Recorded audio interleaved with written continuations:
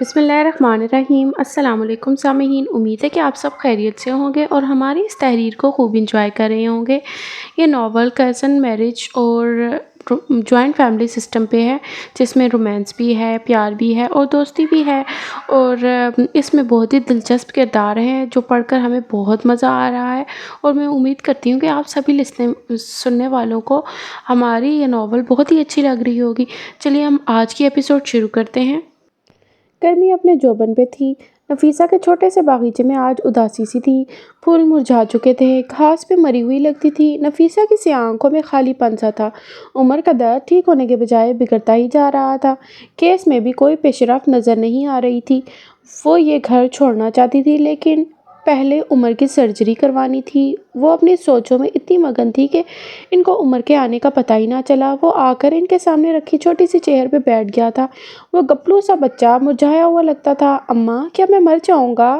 عمر کی آواز نفیسہ کو اپنے حواس میں لائی تھی۔ نہیں میرا بیٹا، ایسا کیوں کہہ رہے ہو تم؟ میں تمہارا علاج کرواؤں گی، تم بالکل ٹھیک ہو جاؤ گے۔ تم سے کس نے کہا یہ سب؟ آج کل عمر ایسی باتیں کرنے لگا تھا۔ نفیسہ اس کی باتیں سن کر مزید دکھی ہو جاتی تھی۔ نہیں اماں، میں مر جاؤں گا، مجھے پتہ ہے۔ اقصیٰ کے ابا نے کہا ہے کہ اب میں مرنے والا ہوں، کیونکہ کوئی بھی ڈاکٹر میرا علاج نہیں کرے گا، کیونکہ میری اماں بری عورت ہے۔ میں بہت جلد مر جاؤں گا۔ وہ اپنی عمر سے بہت بڑی باتیں کر گیا تھا۔ نفیسہ جہاں تھی وہیں سن ہو گئی تھی۔ کیا یہ وہ زندگی تھی جو وہ عمر کو دینا چاہتی تھی؟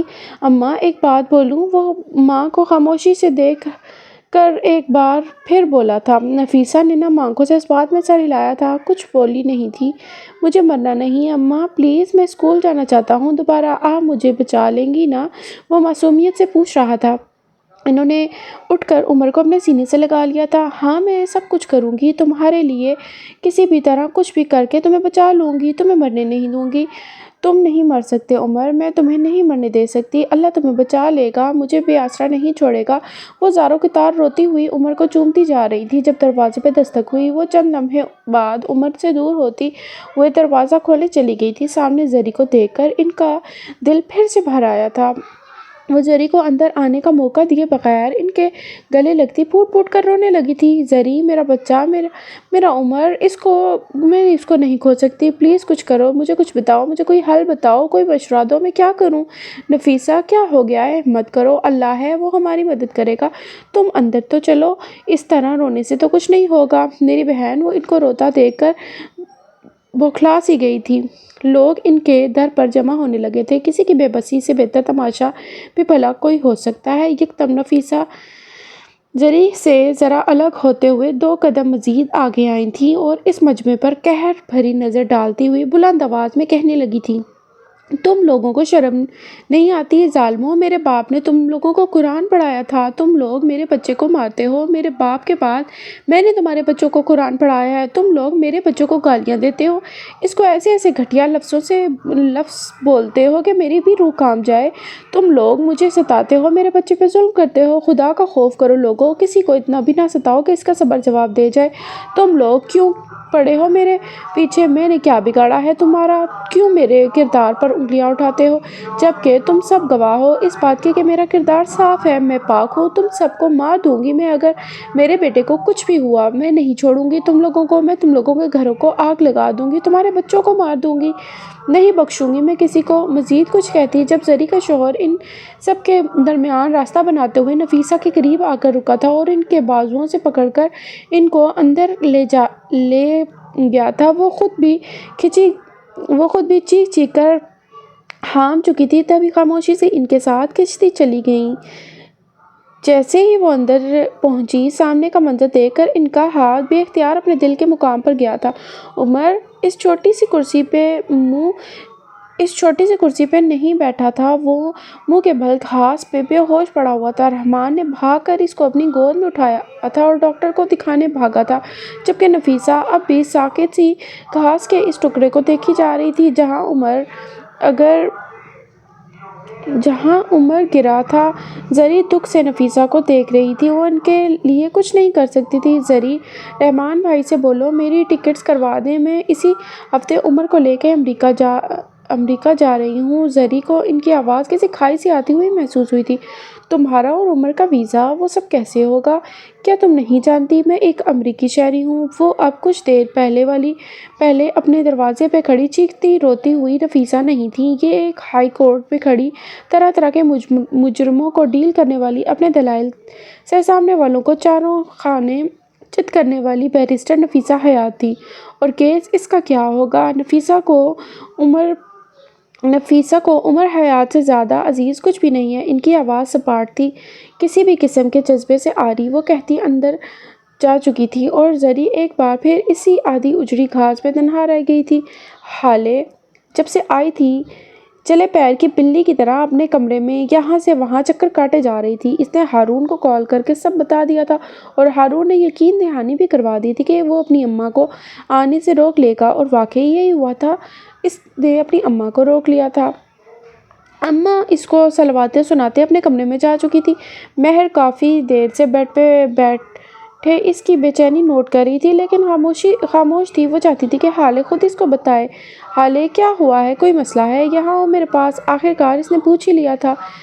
آپی بہت بڑا مسئلہ ہو گیا ہے، بس بابا کا ویٹ کر رہی ہوں، وہی ہینڈل کر سکتے ہیں یہ مسئلہ۔ وہ سخت پریشان تھی۔ ایسا بھی کیا ہو گیا ہے جو تم اتنی پریشان ہو؟ اور اگر کوئی مسئلہ ہے بھی تو مجھے بتاؤ، حسینہ نے کمرے میں داخل ہوتے ہوئے پوچھا تھا۔ کچھ نہیں اماں، آپ رہنے دیں۔ حالے بتا دو نا ماما کو، بابا بھی تو ماما کو بتا ہی دیں گے، وہ جب تک نہیں آتے ماما سے شیئر کر لو یا مجھے بتا دو۔ مہر کی فکر مندی سے آواز آئی تھی۔ نہ تم مجھے یہ تو بتاؤ ذرا کہ تم یہ ہارون کے ساتھ ٹوڈے ناپنا کب چھوڑو گی؟ جب نوال آ کر تمہارے سر پر ہارون کے نام کی چادر دے گی تب، یا جب پھر پورے خاندان والے باتیں کرنا شروع کر دیں گے تب؟ اماں کو اصل کیس تو اب یاد آ گیا تھا۔ مہر نے ڈرائی فروٹس کا باؤل اپنی گود میں رکھ لیا تھا۔ وہ جانتی تھی کہ اب کیا ہوگا۔ اماں میں ہارون سے شادی نہیں کروں گی، وہ اپنی تمام تر ہمت متجمع کر کر بولی تھی۔ اچھا تو پھر بلاؤ ملکہ الزبتھ کے بیٹے کو، اس سے تو کر لو گی نا۔ انہوں نے اس کی بات مذاق میں اڑا دی تھی، جبکہ مہر کی مسکراہٹ سمٹی تھی۔ وہ جانتی تھی حالے ایسا مذاق نہیں کرتی۔ اماں میں سیریس ہوں، میں ہارون سے شادی نہیں کروں گی، وہ بس میرا دوست ہے، میرا اور وہی رہے گا اب کہ۔ انہوں نے ٹھہر کے اس کو دیکھا تھا اور اس کے انداز میں کچھ ایسا تھا جو پہلے کبھی محسوس نہیں ہوا تھا۔ تو پھر کس سے کرو گی؟ انہوں نے سنجیدگی سے سوال کیا۔ سفیر سے، میں سفیر سے شادی کروں گی؟ کیا بکواس ہے یہ، منہ بند رکھو اپنا، کسی نے سن لیا تو غضب ہو جائے گا، وہ غصے سے چلا کر کہہ رہی تھی، جبکہ دوسری طرف مہر کو اپنی سانس سینے میں اٹکتی محسوس ہوئی تھی اور اس نے اپنے دل کی دھڑکن رکتی محسوس کی تھی۔ اس کا چہرہ لٹھے کی مانند سفید ہو چکا تھا۔ اس کا دل چاہ رہا تھا کہ حالے کے منہ پر ہاتھ رکھ دے، لیکن اس کی ٹانگوں میں جان نہیں تھی۔ اماں کیا ہو گیا ہے آپ کو؟ اس میں بکواس والی کیا بات ہے؟ ان کو پسند کرتی ہوں میں، اور وہ بھی مجھ سے شادی کرنا چاہتے ہیں۔ انہوں نے خود کہا ہے ایسا، وہ جھنجھلاتے ہوئے بولی تھی۔ مہر کا پورا وجود زلزلوں کی زد میں آ گیا تھا، اس کا جسم کانپ رہا تھا، اس کے کانوں میں بس ایک ہی آواز گونج رہی تھی، وہ بھی مجھ سے شادی کرنا چاہتے ہیں، وہ بھی مجھ سے شادی۔ اس کا ذہن اسی جملے میں اٹک گیا تھا۔ حالے دور ہو جاؤ میری نظروں سے، تمہاری شکل بھی نہیں دیکھنا چاہتی، جاؤ یہاں سے، دفع ہو جاؤ، میرے سامنے مت آنا۔ وہ دھاڑتے ہوئے انگلی اٹھا کر اس کو باہر جانے کا کہہ رہی تھی۔ اماں میں آپ کی بیٹی ہوں، میں نے کوئی غلطی نہیں کی، میں نے کوئی غلط کام تو نہیں کر دیا، پسند کی شادی کرنا میرا حق ہے، آپ ایسے کیوں ری ایکٹ کر رہی ہیں؟ میری جگہ آپ ہی ہوتی تب بھی آپ یہی کرتی۔ وہ نم آنکھیں لیے دکھ سے کہہ رہی تھی، اور سارا مسئلہ تو یہی تھا کہ اس کی جگہ مہرماں کو ہونا چاہیے تھا۔ حالے فروا کبھی تمہیں بہو نہیں بنائے گی، وہ یہ نہیں کہہ سکتی تھی کہ فروا صرف مہر کو ہی بہو بنائے گی، وہ کبھی تمہیں تسلیم نہیں کرے گی، اس کو نفرت ہے، وہ یہ نہیں کہہ سکتی تھی کہ اسے صرف مہر سے محبت ہے۔ تم سے میری بچی، یہ تم نے خود کو کہاں پھنسا لیا، یہ تم نے کیا کر دیا؟ تم نے وہ سر دونوں ہاتھوں میں گرائے صوفے پہ ڈھہ سی گئی تھی۔ ان کی آواز شکست خوردہ سی تھی۔ آپی آپ سمجھائیں نا امی کو، چچی جان ایسی نہیں ہے، آپ کچھ بول کیوں نہیں رہی؟ وہ اب مہر کے قریب آ گئی تھی۔ مہر نے خالی آنکھوں سے اس کو دیکھا تھا۔ اے سی کی ٹھنڈک کے باوجود ماتھے پہ پسینہ آ گیا تھا اور اس کی زبان مفلوج ہو گئی تھی۔ وہ بنا کچھ کہے بیڈ سے اٹھی تھی اور اس کے قدم لڑکھڑائے تھے۔ حالے نے فوراً اس کو سہارا دینے کو ہاتھ بڑھایا تھا، لیکن مہر کو اس کا بڑھا ہوا ہاتھ بھی نظر نہیں آیا۔ اس کو کچھ بھی دکھائی نہیں دے رہا تھا۔ وہ انہی لڑکھڑاتے قدموں اور کانپتے وجود کے ساتھ باہر نکلتی چلی گئی تھی۔ یہ بھی ناراض ہو گئی۔ یار، آپ کو بتانے والی تھی، آپ ہی میری بات تو سن لیں آپ ہی۔ پیچھے حالے اس کو آوازیں دیتی رہ گئی تھی اور اس کو لگا تھا کہ مہر اس سے ناراض ہے کیونکہ اس نے سفیر کے بارے میں اس کو نہیں بتایا۔ آگاہی سے پہلے کا دور کتنا حسین ہوتا ہے نا۔ مغرب کو قضا ہوئے کئی ساعتیں ہو چکی تھیں۔ حالے اپنے کمرے میں بیٹھی تھی جب اس کو مہراج صاحب کی گاڑی کی آواز سنائی دی تھی اور اس کے دل کو جیسے چین آ گیا تھا۔ وہ بھاگتی ہوئی نیچے گئی تھی۔ ابھی انہوں نے گاڑی پورچ میں کھڑی کی ہی تھی کہ حالے ہانپتے ہوئے ان کے قریب آئی تھی اور اس کا سانس پھولا ہوا تھا۔ مہراج نے اس کو اچنبھے سے دیکھا تھا۔ کیا ہوا؟ سب ٹھیک تو ہے نا؟ سانس کیوں پھولا ہوا ہے تمہارا؟ انہوں نے اس کو دیکھتے ہوئے سوال کیا تھا۔ مجھے آپ سے بات کرنی ہے بابا، بہت ضروری ہے، لیکن یہاں نہیں، میرا مطلب گھر پہ نہیں، کہیں باہر۔ وہ جلدی جلدی بول رہی تھی۔ اچھا چلو باہر پارک میں چل کر بات کرتے ہیں۔ حالے نے اس بات میں سر ہلایا تھا۔ مہراج دروازے کی طرف بڑھ رہے تھے۔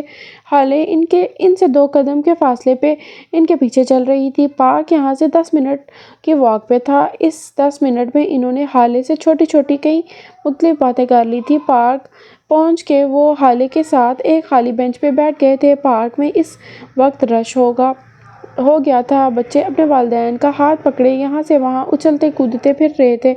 کچھ نوعمر لڑکے لڑکیاں جھولے جھول رہے تھے تو کچھ اپنی فیملیز کے ساتھ نرم نرم سی گھاس پہ دری بچھائے خوش گپیوں میں مصروف تھے۔ حالے کو بے اختیار ان سب پہ رشک آیا تھا۔ وہ سب کتنے سکون میں تھے۔ تو تم ہارون سے شادی نہیں کرنا چاہتی؟ مہراج نے بات کا آغاز کیا تھا۔ حالے جو کہ گردن موڑے کسی عمر رسیدہ کپل کو دیکھنے میں مشغول تھی، کرنٹ کھا کر مڑی تھی۔ اس کی آنکھوں میں بے تحاشا حیرت تھی۔ آپ کو کیسے پتا؟ وہ اپنی حیرت چھپاتی بمشکل بول پائی تھی۔ سمپل، انہوں نے کندھے اچکائے تھے۔ آج شام نوال ہارون کا پرپوزل لے کے آنے والی تھی، لیکن تم نے ہارون سے کہہ کر ان کو آنے سے منع کر دیا۔ تمہاری امی یعنی کہ ہماری بیگم نے ہمیں کال کر کے یہ بتایا کہ تم نہیں چاہتی کہ ہارون کی امی آج گھر آئیں۔ تم نے 4 گھنٹوں میں 9 بار مجھے کال کر کے پوچھا ہے کہ میں کب آ رہا ہوں، اور تمہیں مجھ سے کوئی ضروری بات بھی کرنی ہے۔ اور آخری بات، واک کے درمیان تمہیں دوبارہ ہارون کی کال موصول ہوئی تھی، لیکن تم نے ریسیو نہیں کی۔ سو میرے حساب سے تو یہی بات ہے، لیکن اگر کوئی اور بات ہے تو تم مجھے بتا سکتی ہو۔ بابا، آئی ایم شور آپ کسی بنگالی بابا سے کنسرن ہیں۔ میں مان ہی نہیں سکتی کہ یہ سب آپ کی آبزرویشن ہے۔ I can't believe. یار، آپ کیسے پتہ کر سکتے ہیں؟ آپ ہر بات کیسے جان جاتے ہیں؟ ہمیشہ مہراج اسی کی بات پہ دل کھول کر ہنستا تھا۔ ان کو ہنستا دیکھ کر حالے بھی مسکرا دی۔ خیر، مجھے یہ بتاؤ، تم انکار کیوں کر رہی ہو؟ وجہ کون ہے؟ وہ اب اصل موضوع کی طرف آئے تھے۔ آپ کو یہ پوچھنا چاہیے کہ وجہ کیا ہے۔ وہ کیا پہ زور دیتی بولی تھی۔ تمہیں لگتا ہے میں اس وقت ٹائم ویسٹ کرنے کے موڈ میں ہوں؟ بلڈ پریشر اور شوگر کا مریض ہوں بیٹا۔ مجھے اس وقت سخت بھوک لگی ہے، مجھے اپنی دوائی لینی ہے، لیکن میں یہ مسئلہ حل کر کے ہی یہاں سے اٹھنا چاہتا ہوں۔ تمہاری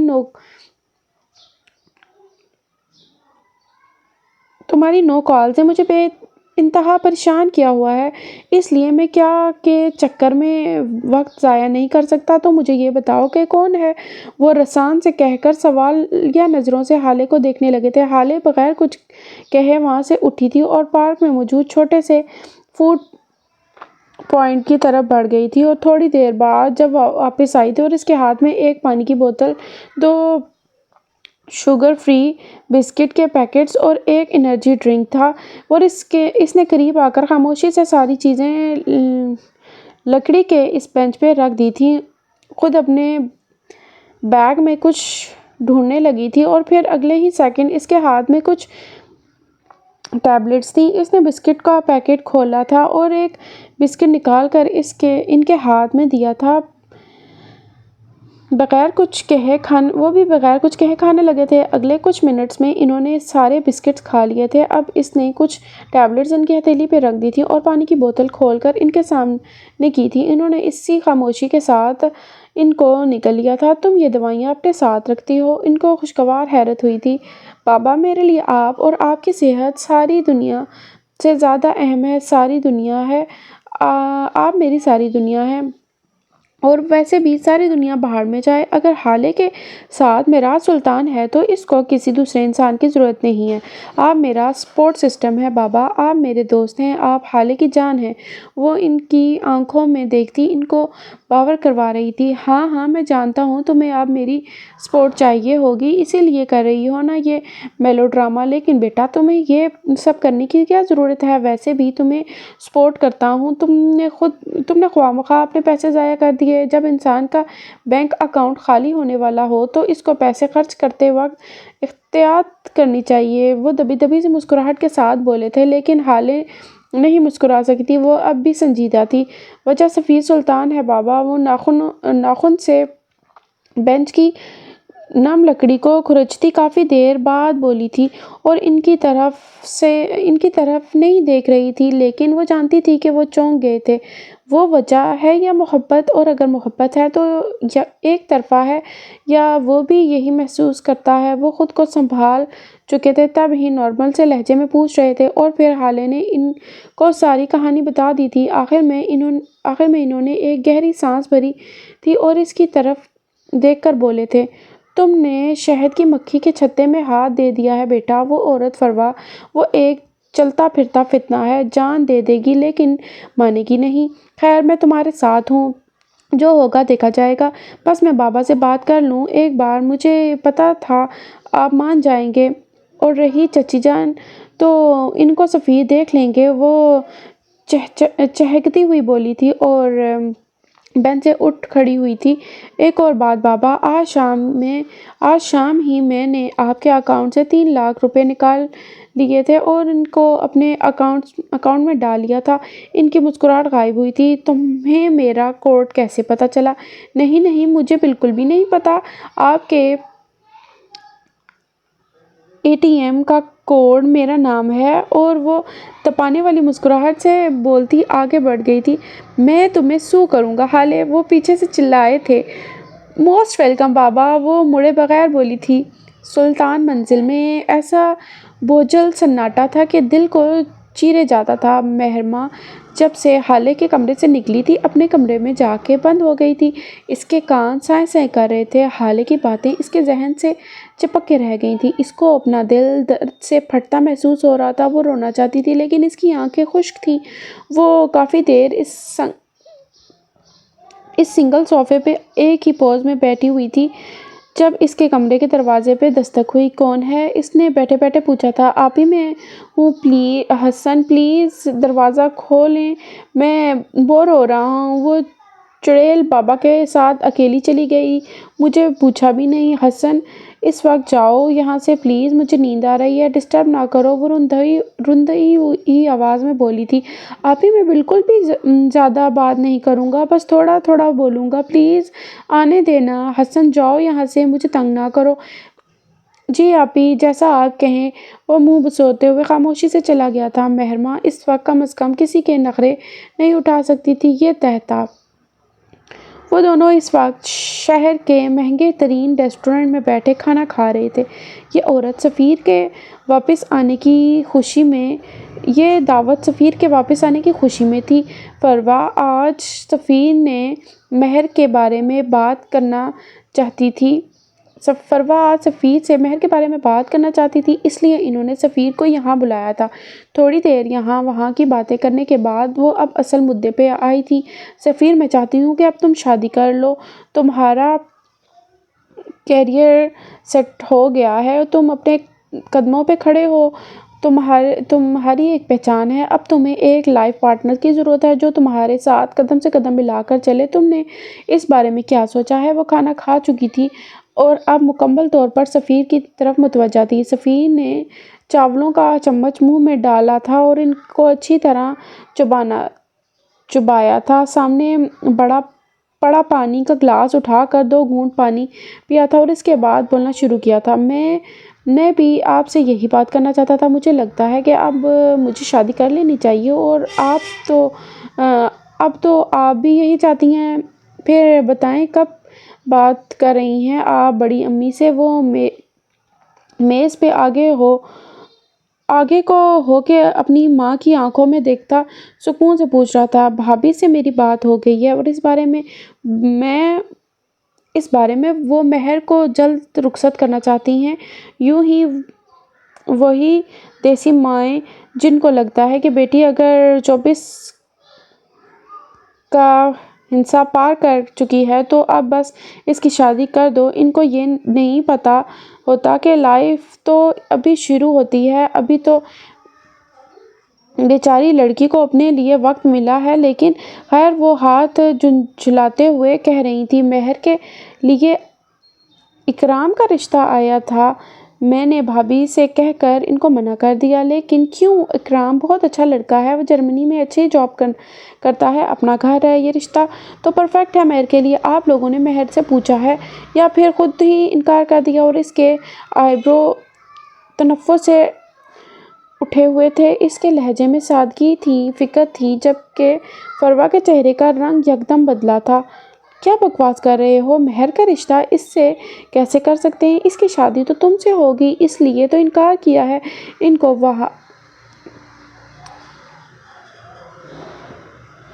ویٹ ممی، وہ چلایا۔ آس پاس ٹیبل پہ بیٹھے لوگ ان کو دیکھنے لگے تھے۔ سفیر نے ایک طاہرانہ نظر ان سب پہ ڈالی تھی اور اپنی آواز ہلکی کر لی تھی۔ میں مہر سے شادی نہیں کر سکتا، کبھی اس کو ایسی نظر سے نہیں دیکھا میں نے۔ آپ کو کچھ سوچ سمجھ کر بولنا چاہیے تھا۔ وہ دبا دبا سا گھررایا تھا۔ سفیر، اگر یہ کوئی مذاق ہے تو بہت گھٹیا مذاق ہے۔ تمہاری اتنی اچھی دوست ہے وہ، تم دونوں کی اچھی انڈرسٹینڈنگ ہے۔ اور رہی بات نظر کی، تو مرد کی نظر کا کیا ہے، بدل بھی سکتی ہے۔ تم اس کو اپنی فیوچر وائف کی نظر سے دیکھنا شروع کر دو، کیونکہ مہر کے علاوہ میری بہو کو اور کوئی نہیں بنے گی۔ وہ کرسی کی پشت ٹیک لگائے چمکتی آنکھوں سے کہہ رہی تھی، جیسے سفیر کا انکار ان کے لیے کوئی اہمیت ہی نہیں رکھتا۔ یہ آپ کیا کہہ رہی ہیں؟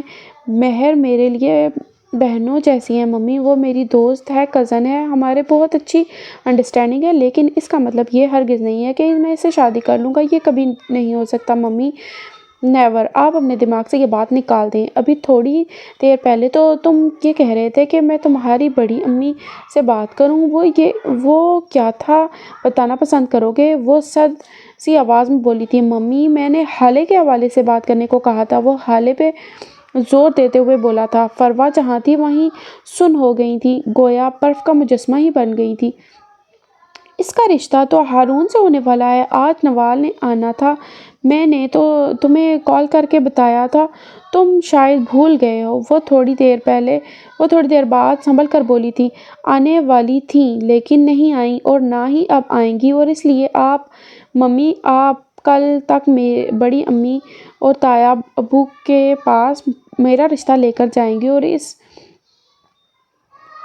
امر کو یقینی بنائیں گی اور کہ حال سلطان سفیر سلطان کی ہے ہمیشہ کے لیے۔ تمہیں آخر مہر سے مسئلہ کیا ہے؟ اس میں کیا کمی ہے؟ مجھے یقین ہے تم بس وقتی طور پر حال سے متاثر ہوئے ہو اور کوئی بات نہیں ہے۔ تم کچھ دن مزید سوچو اس بارے میں، ہم کچھ دن بعد بات کریں گے جب تک تمہاری رائے بدل چکی ہوگی۔ ممی، یہ میری رائے نہیں، محبت ہے۔ I am in love with her, اور محبت نہیں بدلتی۔ آپ مجھے کچھ دن نہیں کچھ سال بھی مزید دے دیں، تب بھی اسی کا نام لوں گا۔ آپ میرا فیصلہ نہیں بدل سکتی۔ اور رہی بات مہر کی، تو اس میں کوئی بھی خامی نہیں ہے، وہ بس اس خاکے میں فٹ نہیں آتی جو کہ میں نے اپنی لائف پارٹنر کے لیے بنایا ہے۔ وہ بہت پریکٹیکل ہے۔ میں اس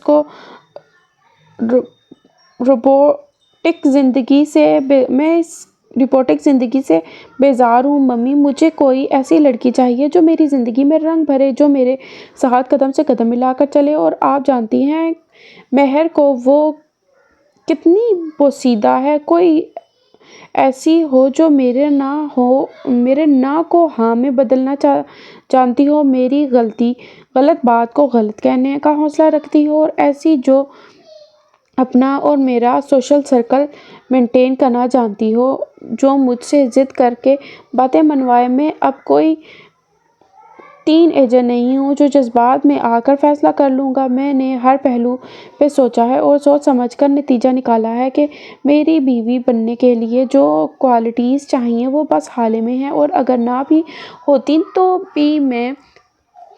بھی میں اسی سے شادی کرتا، کیونکہ میں اس سے محبت کرتا ہوں، اور اب آپ کو سمجھ آ ہی چکی ہوگی جو میں آپ کو سمجھانا چاہ رہا ہوں۔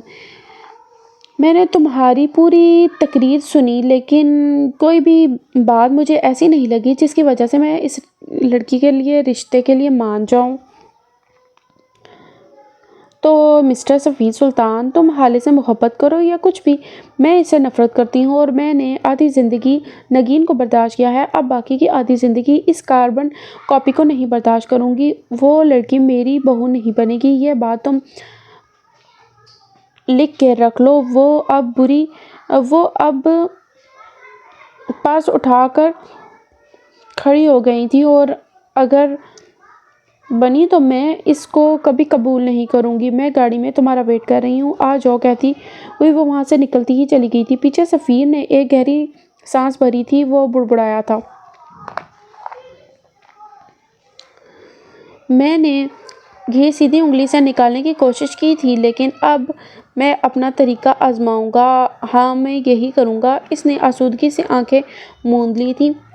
یہ صبح سلطان منزل کے کچھ مکینوں کے لیے بہت خوشگوار تھی، تو کچھ کے لیے اتنی ہی گھٹن زدہ۔ حسینہ ساری رات بے چین رہی تھی، کیونکہ مہر بے چین تھی، اور وہ رات سے اب تک اس کا سامنا نہیں کر پا رہی تھی۔ مہر ان کو عزیز تھی، بے حد عزیز۔ وہ اس کی خاطر اپنی سگی اولاد کو بھی پیچھے کر دیتی تھی۔ مہر کے آگے ان کو کچھ بھی نہیں دکھتا تھا۔ ناشتے کی میز پہ سارا گھر جمع ہوا تھا، سوائے مہر ماں کہ وہ رات سے اپنے کمرے میں ہی بند تھی۔ حالے اس کی غیر موجودگی محسوس کر چکی تھی، تب ہی وہ بے دلی سے چند لقمے زہر مار کر کے اٹھ گئی تھی۔ اب وہ مہر کے کمرے کے باہر کھڑی دستک دے رہی تھی۔ تھوڑی ہی دیر میں مہر نے دروازہ کھول دیا تھا۔ حالے خاموشی سے اندر آ گئی۔ مہر اس کو نظر انداز کر کے الماری میں منہ دیے کھڑی تھی۔ حالے نے نرمی سے اس کا بازو تھاما تھا اور اس کو اپنے سامنے صوفے پہ لا کر بٹھایا تھا۔ آپی، ہمیں بات کرنی چاہیے۔ کل شام جو کچھ بھی میں نے کہا، اس بارے میں آپ کو شروع سے سب بتانا چاہتی ہوں۔ آپ مجھ سے بدگمان نہ ہوں بس۔ مہر خاموشی سے اس کو دیکھتی رہی۔ اس کا دل چاہا کہ وہ حالے کو بتائے کہ وہ سفیر کو کتنا چاہتی ہے، لیکن اس کی ہمت نہیں ہوئی، اور پھر حالے نے اس کو شروع سے آخر تک سب بتا دیا تھا۔ کس طرح سفیر نے اسے شادی کے لیے پوچھا تھا، اور کب حالے کو اس سے محبت ہوئی تھی۔ آپی، میں آپ کو کیا بتاؤں، وہ تو ایک بن مانگی دعا کی طرح مل گئے ہیں مجھے۔ میں نے تو ساری زندگی اسی کے ملنے کی دعا کی تھی۔ مجھے تو پتہ بھی نہیں تھا کہ میں ان سے اتنی محبت کرتی ہوں۔ مجھے ہمیشہ یہی لگا تھا کہ بس ان کو پسند کرتی ہوں۔ مجھے تو 16 سال کی عمر سے پتہ تھا کہ میں بس اس سے عشق کرتی ہوں۔ میں تو تب سے اسے چاہتی ہوں جب مجھے محبت کے معنی بھی نہیں آتے تھے۔ ہماری تو پسند ناپسند بھی ایک دوسرے سے کافی الگ ہے۔ ہمارے نظریے میں، ہماری سوچوں میں زمین آسمان کا فرق ہے، لیکن دیکھیں پھر بھی ہم ایک ہونے والے ہیں۔ میں نے اپنا نظریہ، اپنی پسند سب اسی سے تو جوڑ لیا تھا۔ میری سوچ کو میں نے اس تک محدود کر لیا تھا، لیکن وہ مجھے پھر بھی نہیں ملا۔ آپی، میں نے تو کبھی سوچا بھی نہیں تھا کہ وہ مجھ سے محبت کرتے ہوئے میرے لیے فیلنگز رکھتے ہوئے ہوں گے۔ جب انہوں نے مجھے پرپوز کیا، I was really shocked کہ انہوں نے واقعی میرا نام لیا۔ وہ ایک جذب کے عالم میں کہہ رہی تھی۔ میں نے کبھی یہ نہیں سوچا تھا کہ وہ میرے علاوہ کسی سے محبت کر سکتا ہے۔ جب سے میں نے تمہارے منہ سے اس کا نام سنا ہے، I am really shocked۔ کیا تم واقعی اس کا نام لیا ہے؟ وہ بس اپنے دل میں ہی کہہ سکی تھی۔ حالے، اگر تم دونوں الگ ہو گئے، میرا مطلب ہے کسی وجہ سے تمہارا رشتہ ان سے نہ ہو سکا، ان کے اندر ایک مہم سی امید جاگی تھی کہ شاید حالے بھی اس سے اتنی اٹیچ نہ ہوئی ہو، شاید ابھی اس کی محبت نے اتنا ان بلندیوں کو نہ چھوا ہو، شاید اب بھی اس اندھیرے میں کوئی امید کا دیا روشن ہو سکتا ہو۔ میں مر جاؤں گی آپی، حالے مر جائے گی، سفیر کے بغیر امید کا دیا ٹمٹماتا دیا بجھ گیا تھا، تو اب احساس ہوا کہ ان سے کتنی محبت کرتی ہوں۔ اب ان سے الگ ہونے کا تو سوال ہی نہیں اٹھتا۔ میں جانتی ہوں آپ ایسا کیوں کہہ رہی ہیں، چچی جان کی وجہ سے نا ان کو سفیر سنبھال لیں گے، وہ مسکراتے ہوئے بتا رہی تھی۔ میں مسکرا بھی نہیں سکی۔ اللہ کرے ایسا ہی ہو۔ اس نے بھاری دل سے دعا دی تھی۔ کرب سا کرب تھا جو اس کے وجود میں اترتا ہی چلا جا رہا تھا۔ دادا جان، میں اندر آ جاؤں؟ ان کے کمرے کے ادھ کھلے دروازے پہ دستک دیتا اپنی مخصوص مسکراہٹ سے پوچھ رہا تھا۔ میری سانس، میرے جینے کی وجہ، تم آؤ تو میرے دل کو ٹھنڈک ملے۔ وہ ان کے قریب بیڈ پہ بیٹھ گیا تھا۔ کمپنی کا حالات حاضرہ، نفع نقصان، سیاست پہ نظر ثانی، بڑھتی مہنگائی پہ اپنی تجویز اور ان سارے موضوعات پر بحث کے بعد وہ اصل مدعے پر آ گیا تھا۔ ممی چاہتی ہیں میں شادی کر لوں، وہ گلا کھنکھاڑتے ہوئے بولا تھا۔ اور تم کیا چاہتے ہو؟ چاہتا تو میں بھی یہی ہوں، لیکن ایک مسئلہ ہے، میں ممی کی پسند کی شادی نہیں کر سکتا، کہیں اور انٹرسٹڈ ہوں۔ آسان حل ہے، اس کو بھول جاؤ، کیونکہ فروا کبھی بھی حالے کے لیے نہیں مانے گی۔ انہوں نے اس کے سر پہ بم پھوڑا تھا۔ آپ جانتے ہیں؟ اس کو حیرت نہیں ہوئی تھی، وہ بس سادگی سے پوچھ رہا تھا۔ کیا مجھے نہیں جاننا چاہیے؟ آپ ممی سے بات کریں نا، وہ آپ کو منع نہیں کر سکتی۔ آپ جانتے ہیں میں حالے کو بہت پسند کرتا ہوں۔ ممی نے اس سے خواہ مخواہ کا بیر باندھ لیا ہے۔ حالے تو بچی ہے، الٹا سیدھا بول دیتی ہے، وہ بڑی ہیں، درگزر کر لیے، لیکن انہوں نے تو اس بات کو ایگو کا ہی مسئلہ بنا لیا ہے۔ وہ جیسے بے بس سا کہہ رہا تھا، وہ اس فیملی پالیٹکس سے بہت دور تھا۔ دیکھو بچے، حالے مجھے دنیا میں سب سے زیادہ عزیز ہے، میں اس کو یوں ہی کسی کے سر پر مسلط نہیں کر سکتا۔ فروا کو خود آ کر مجھ سے بات کرنی ہوگی، باقاعدہ طور پر اس کا ہاتھ مانگنا ہوگا، لیکن اب جب تم نے مجھ سے مدد مانگی ہے تو میں فروا سے بات کروں گا۔ لیکن سفیر، میری ایک بات یاد رکھنا، اگر حالے کو ناخن کے ایک ذرے جتنی بھی تکلیف ہوئی تو میرا ہاتھ ہوگا، اور تم سب کا گریباں یاد رکھنا۔ نرم دو ٹوک لہجے میں تنبیہ کی تھی۔ یار، آپ تو ایسے کہہ رہے ہیں جیسے میں ہٹلر کا جانشین ہوں۔ میں محبت کرتا ہوں، اس سے بہت خوش رکھوں گا اس کو، بس ممی مان جائیں ایک بار۔ ویسے ایک بات بتائیں، جس کی آپ اتنی سائیڈ لے رہے ہیں وہ خود ایک چلتی پھرتی آفت ہے۔ وہ جو میری ممی کو نہیں بخشتی وہ مجھے کیا چھوڑے گی؟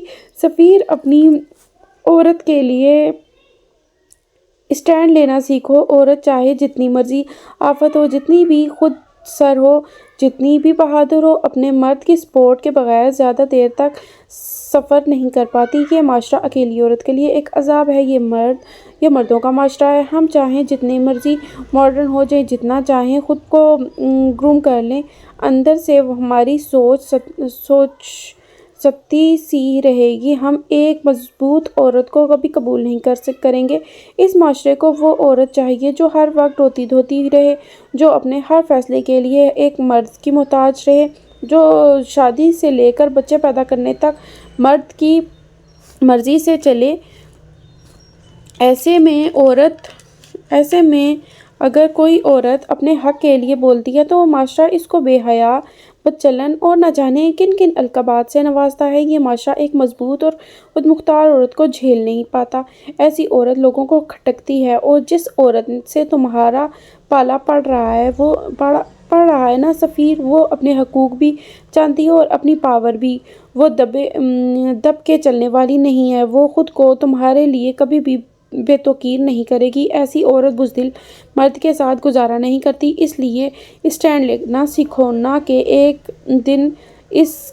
ورنہ ایک دن اس کو کھو دو گے۔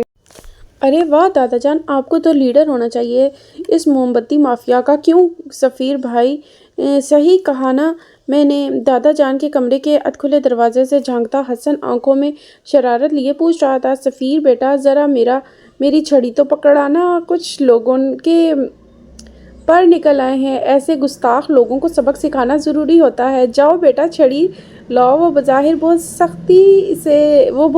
بہت سنجیدگی سے کہہ رہے تھے۔ سفیر بڑی تابعداری سے چھڑی لینے کے لیے اٹھا تھا۔ ویسے ایک بات ہے سفیر بھائی، ویسے تو آپ سے اٹھ کر پانی نہیں پیا جاتا، لیکن مجھے مار پڑوانا ہو تو آپ کے 4 ہاتھ ہو جاتے ہیں۔ آپ دادا جان، آپ ذرا میری اس حسین شکل کو غور سے دیکھیں۔ سیم ٹو سیم میراث سلطان کی طرح دکھتا ہوں۔ سگا پوتا ہوں آپ کی جائیداد کا دلوتا وارث۔ کچھ عزت کریں یار میری بھی۔ وہ جیسے التجا کر رہا تھا۔ سفیر بیٹا چھڑی کینسل۔ اب مجھے میرے وہ بھورے بوٹ اٹھا کے دو، میں ذرا چیک کروں اب بھی پیٹھ پہ نشان چھوڑتا ہے یا نہیں۔ وہ جو حکم دادا جان۔ سفیر فوراً حکم بجا لانے کو اٹھا تھا۔ ویسے بھورے بوٹ سے یاد آیا، آپ کے وہ گولڈن خاندانی جوتے، وہی جو آپ کو آپ کے ابا نے دیے تھے، وہ میری بہن نے بخش کو دے دیے ہیں۔ اس کی اسکول کی فیئر ویل تھی نا؟ حسن چمکتی آنکھوں سے بتا رہا تھا۔ سفیر نے ایک جھٹکے سے گردن موڑ کر اس کو دیکھا تھا۔ دادا جان بھی حیرت زدہ تھے۔ لیکن میں نے تو اس کو اسکن کلر کے جوتے لینے کو کہا تھا۔ میرے ابا کے جوتے تو ڈارک گولڈن تھے، اور میں نے اس کو یہ بھی کہا تھا کہ اس کو ساتھ لے جائے، اس کو رنگوں کا پتہ نہیں چلتا۔ اب ان کو کیا پتہ، ڈارک گولڈن کو اسکن کلر بتانے والا حسن ہی تھا۔ وہ مارے حیرت کے یہی کہہ سکا تھا۔ اب پچھتائے کیا ہو جب حالے لے گئی بوٹ، وہ افسوس سے بولا تھا۔ لیکن بخش تو جینز شرٹ پہن کر گیا تھا نا، اس کے ساتھ ایسے روایتی جوتے کون پہنتا ہے؟ سفیر جیسے یاد آنے پہ بولا تھا۔ بخش کہتا ہے میرا اپنا ہی سٹائل ہے، میں دنیا سے ہٹ کر چلتا ہوں۔ جو کام دنیا والے کرنے سے گھبراتے ہیں میں وہی کام کرتا ہوں۔ بخش جبار دنیا سے ہٹ کر چلنے والا انسان ہے۔ وہ باقاعدہ بخش کی نقل اتارتے ہوئے بولا تھا۔ اس کے سٹائل کی تو ایسی کی تیسی۔ یا اللہ، حالے وہ مجھے میرے ابا نے دیے تھے، میں نے سفیر کے نکاح کے لیے رکھے تھے۔ یہ کیا کیا تم نے بچے؟ آپ کہیں تو بخش سے واپس لے آؤں؟ حسن چہرے پہ زمانے بھر کی معصومیت سجائے بولا تھا۔ اب کیا یہ سفیر سلطان ایک ملازم کی اترن پہنے گا؟ رہنے دو اسی کے پاس، سفیر کے سر کا صدقہ سمجھوں گا میں۔ یوسف سلطان اپنی جلا دینے والے موڈ میں سفیر سلطان اپنے جلالی موڈ میں آ چکے تھے۔ تبھی حسن نے وہاں سے کھسکنے ہی میں اپنی بہتری سمجھی۔ سفیر گمسم سا واپس اپنی جگہ پہ بیٹھ گیا تھا۔ اس کا غم دادا سے بڑا تھا۔ پہلے فیورٹ شرٹ اور اب دادا کے خاندانی جوتے، جن کو پہننے کا سفیر کو بچپن سے ہی شوق تھا۔ حالے سلطان نے اس پہ ابھی اور کتنے ظلم کرنے تھے۔ محرمہ اپنے کمرے کی ساری بتیاں بجھائے ٹھنڈے فرش پر گھنٹوں بیٹھی تھی، ایسے کہ بیڈ کی پائنتی سے ٹیک لگائے رکھی تھی۔ اس کی آنکھیں سرخ تھیں، بال بکھرے تھے، حلیہ بے ترتیب، یہاں تک کہ کل سے لے کر اب تک اس نے کوئی ایک نماز بھی نہیں پڑھی تھی۔ ابھی بھی وہ اپنے خیالوں میں مگن تھی جب اس کے کمرے کا دروازہ دھاڑ سے کھولتے فروا اندر آئی تھی۔ ملکچے سے اندھیرے نے اس کا استقبال کیا تھا۔ انہوں نے سوئچ بورڈ پہ ہاتھ مارا تو سارے میں روشنی پھیل گئی، سفید روشنی۔ مہر نے بے اختیار آنکھوں پہ ہاتھ رکھا تھا۔ یہ روشنی اس کی آنکھوں میں چبھی تھی۔ محرمہ، یہ سب کیا سن رہی ہوں میں؟ حالے نے کل رات کیا بکواس کی ہے؟ دیکھو، مجھ سے جھوٹ بولنے کی قطعی کوئی ضرورت نہیں ہے۔ بھابی جان مجھے سب بتا چکی ہیں۔ اب کچھ بولو گی بھی یا اسی طرح سوگ مناتی رہو گی؟ ان کا بس نہیں چل رہا تھا کہ مہر کے حلق میں انگلی ڈال کر سچ کا پتہ چلا لیں۔ جب سب پتہ ہے آپ کو تو اب مجھ سے کیا چاہتی ہیں آپ؟ وہ اسی طرح آنکھوں پہ ہاتھ رکھے بولی تھی۔ فروا نے اس کے قریب جا کر ایک جھٹکے سے اس کا ہاتھ آنکھوں سے ہٹایا تھا۔ اس کا بازو پکڑ کر کھڑا کیا تھا۔ مجھے پاگل بنانا بند کرو مہر، میں نہیں جانتی اس نے کیا بکواس کیا یا اس کے دماغ میں کیا چل رہا ہے، لیکن میری ایک بات یاد رکھنا، میں نہ تمہیں اس طرح ہارنے دوں گی نہ خود خاموش بیٹھوں گی۔ ہالے اور سفیر کبھی ایک نہیں ہو سکتے، کم از کم میری اس زندگی میں تو نہیں۔ وہ اس کے پاس بیٹھی گررائی تھی۔ تو کیا کروں میں؟ ہاں کیا کروں؟ گلا دبا دوں اپنی بہن کا؟ مار دوں اس کو؟ وہ گویا پھٹ پڑی تھی۔ یہ سب آپ کی وجہ سے ہو رہا ہے۔ اس ساری زندگی مجھے سفیر کے خواب دکھائے۔ آپ نے کہا سفیر کو زیادہ بولنے والی لڑکی نہیں پسند، میں نے اپنی زبان چھیلی۔ آپ نے کہا سفیر کو انڈیپینڈنٹ اور مردوں کے ساتھ کام کرنے والی لڑکیاں نہیں پسند، میں نے جاب چھوڑ دی۔ حالانکہ سفیر کو تو ایسی ہی لڑکیاں پسند تھیں اور ہیں۔ میں نے تو اپنی ساری زندگی اپنا جینا مرنا سفیر سے جوڑ لیا، اور اس کے آنسو مسلسل بہتے جاتے۔ وہ چیخ چیخ کر بول رہی تھی، اور آپ نے میرے ساتھ بہت برا کیا ممانی جان۔ آپ نے کہا سفیر کو مذہبی لڑکیاں نہیں پسند۔ میں نے نمازیں پڑھنا چھوڑ دی، اور جب کبھی پڑھتی ہوں تو تب ہمیشہ یہ دیکھتی ہوں کہ کہیں سفیر تو گھر پہ نہیں ہے، کہیں وہ آ تو نہیں گئے۔ میں نے تو خدا کو بھی چھوڑا ہے صرف سفیر کے لیے۔ میری تو زندگی کی ساری ایکویشن ہی خراب ہو گئی ہے۔